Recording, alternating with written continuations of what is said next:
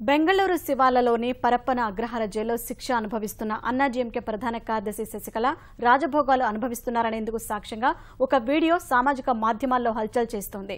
జైళ్ల శాఖ ఉన్నతాధికారికి 2 కోట్ల రూపాయల లంచమిచ్చి కారాగారంలో శశికళ ప్రత్యేక వసతులు పొందారని ఇటీవలే జైళ్ల శాఖ డీఐజీ రూపా మౌద్గిల్ చేసిన ఆరోపణలు సంచలనం సృష్టించిన సంగతి తెలిసిందే.